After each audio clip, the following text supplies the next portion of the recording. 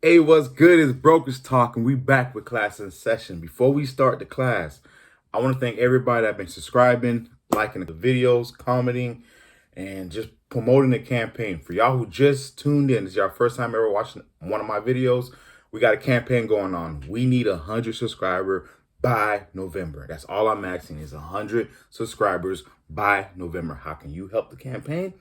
Easy. By liking, commenting, and most importantly, subscribing. Like we say, tell your mama, tell your daddy, tell your grandma, let your auntie know, let your uncle know. I ain't gonna wipe my nose. Y'all dig it? Y'all dilly-o. Yes, tell everybody. With that being said, let's get the video started. Class is in session.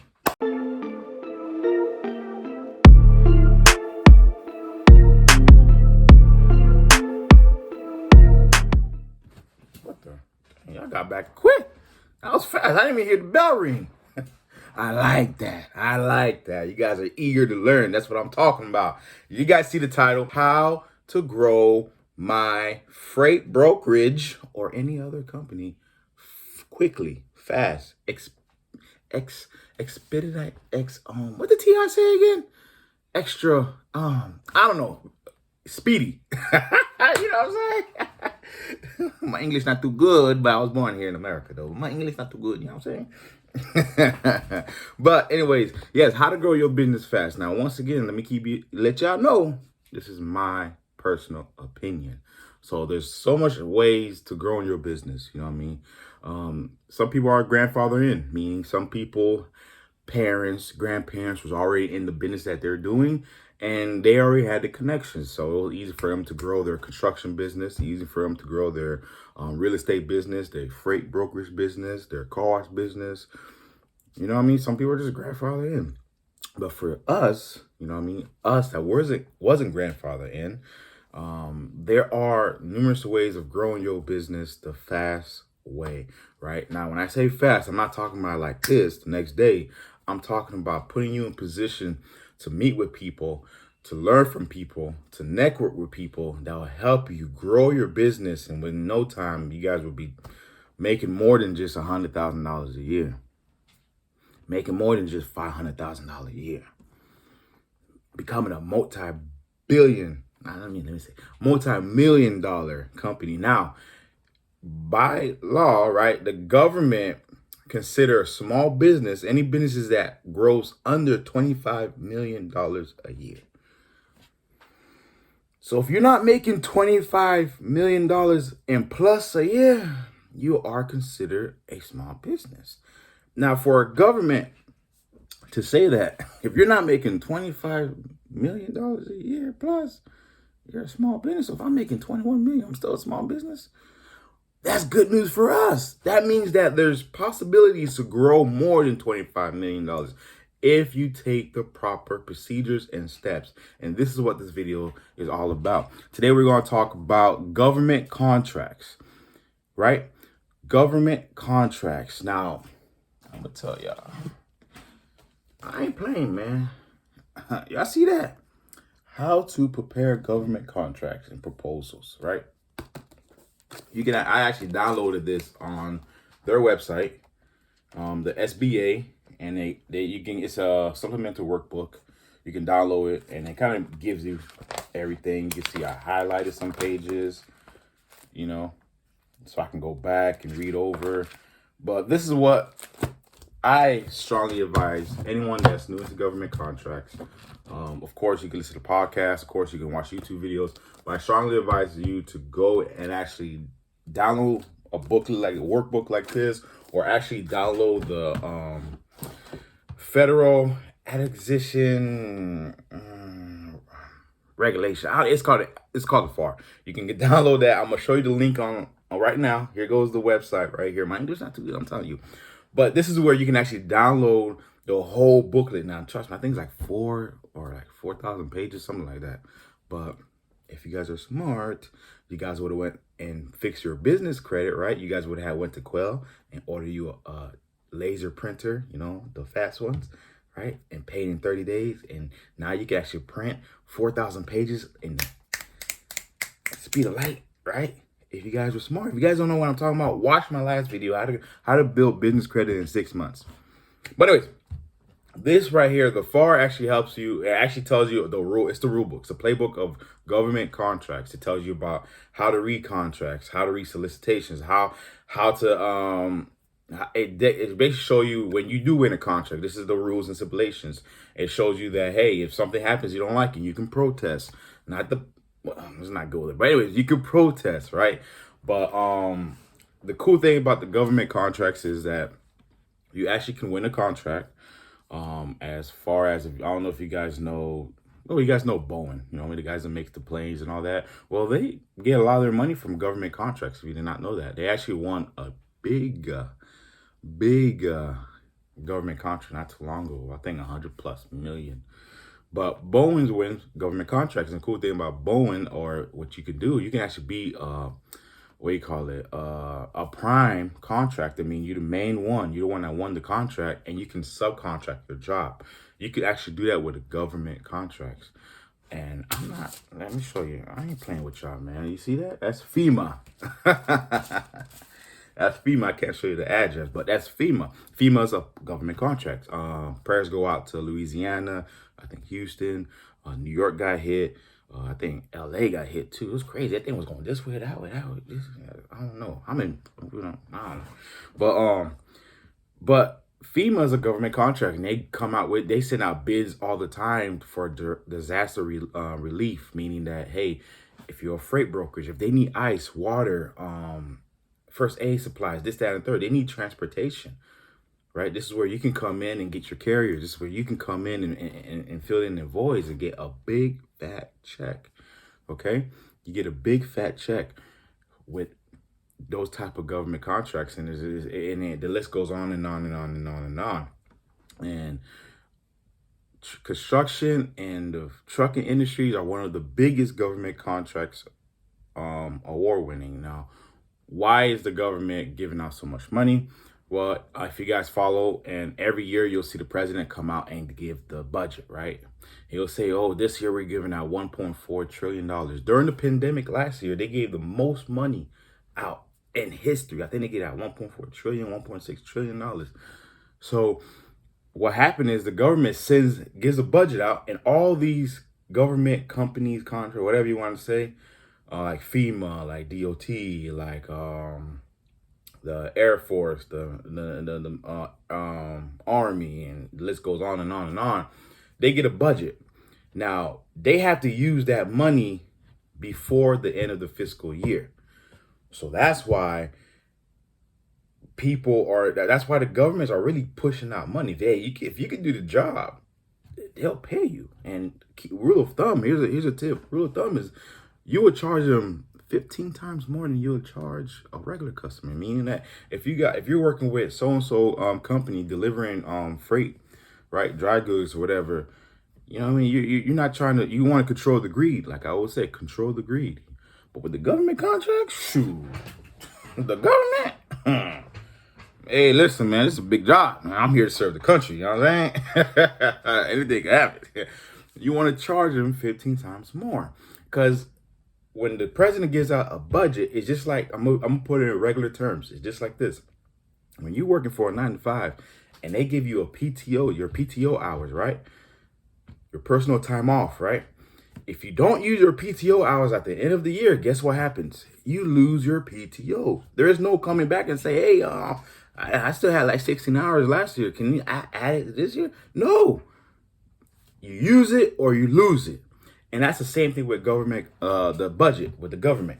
The president gives out the budget, Senate signs, everybody signs, House signs, everything looks good.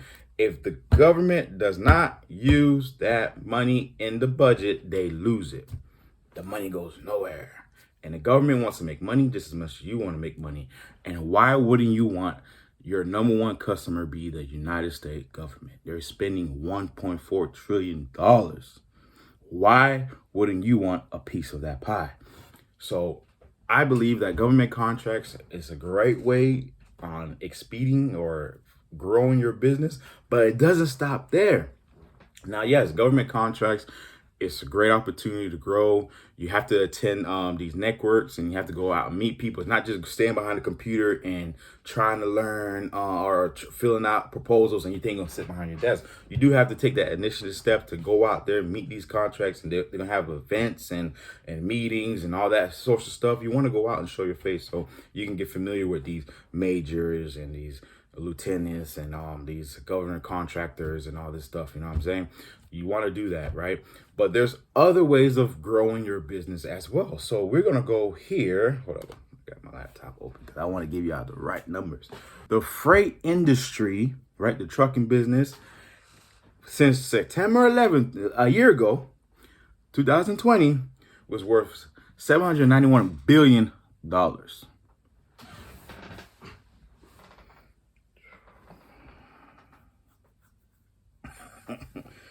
$791 billion. There's a lot of money in this business.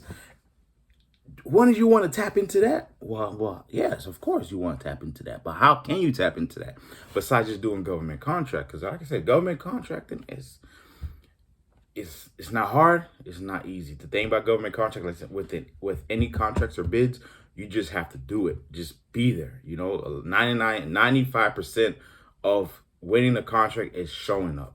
Remember that. You just have to show up, meaning you just have to read the proposal, fill out the blanks, what they want, what they require. Are you able to do the job? Make sure you type in the right numbers, have a little team or whatnot, and just show up. That's all. And then 5% is just, hey, you won. But to stand apart in these contracts, you want to certify your business.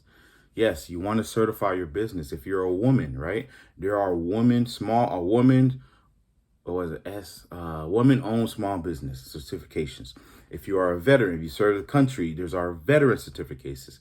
If you're a minority could be Black, Asian, Indians, Pacific Indians, Native, you know what I mean? You can get a minority certifications. If you are disadvantaged is basically saying that if you live in an area that it was hard for, the zip codes or redlining, disadvantage, or if you live somewhere where it's hard, it's common sense. You could get a disadvantage certification.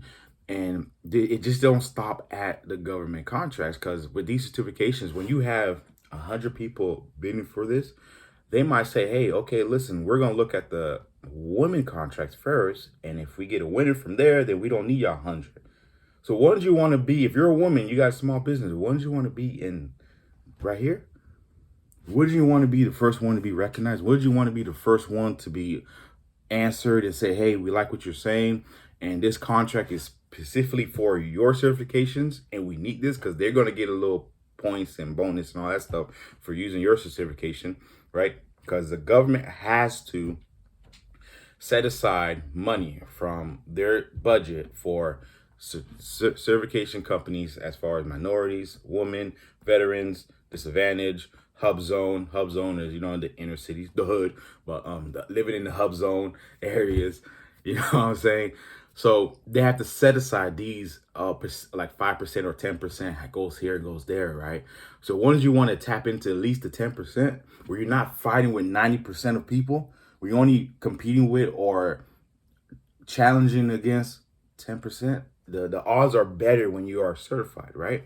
So yes, get these certifications so you can win these government contracts. Yes, you don't really need a government certification to win a government contract, but it's nice to add to your portfolio because you also can get local contracts. You also can get state contracts, and you can get corporate contracts. Corporate contracts. Yes. Have you ever drive down the highway and you see Target going this way and Walmart going that way and Best Buy going this way and Home Depot going that way? And you're like, dang, man, why can't I get a Home Depot freight, man? Why can't I get a Target freight, man? I know I could do better than these guys, man. I know I do.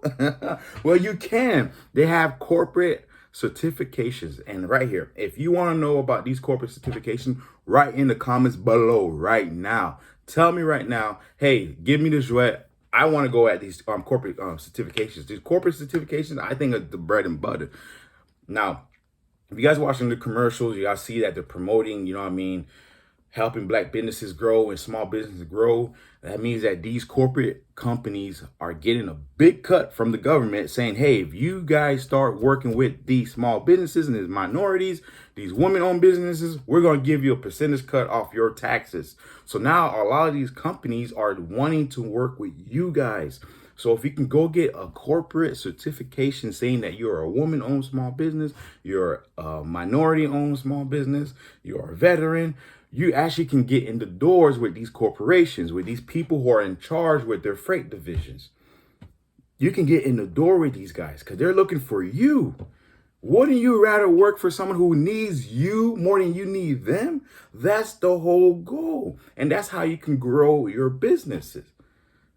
By getting certified. By not just looking at, trying to find leads over here and over there, but we can get certified. Why are you looking for leads? You get certified and you can start working with companies like Target. Government companies like, or government officials like the Army, the Navy. You know what I mean? FEMA.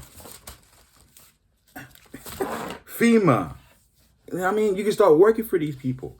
And what happens, you start building a thing called a past performance. A past performance means that you have experience in these type of fields or industries or government officials or corporate divisions. And when you have past performance, what you have, your company persona is like this. You know what I'm saying? You're going to be well trusted. And then while this all is happening, you're growing your business like this. And people are going to be like, what the heck? Man, you just started your brokerage like 3 years ago. How the heck you doing this? You doing that? Man, I saw you out there in Italy. I saw you in France. I saw you. Hey, chill. This is how you can grow your business. Get certified, y'all. Get certified and start digging. Start doing your due diligence and doing your research, okay? So if you have any other questions, anything you else want to know about how to grow your business, about credit, or just anything you want to know about the freight brokerage, like I said, I just started this is my first year doing the freight brokerage myself.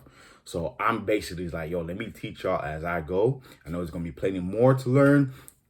And I know 5 years from now, we're going to grow this community. It's going to be one of the biggest communities out here for entrepreneurs, for minority-owned business, for women-owned business, for disadvantaged hub zone. We're going to have a community where we all can get together and grow a business and a network just like everybody else. And I appreciate all you guys liking, subscribing, and commenting.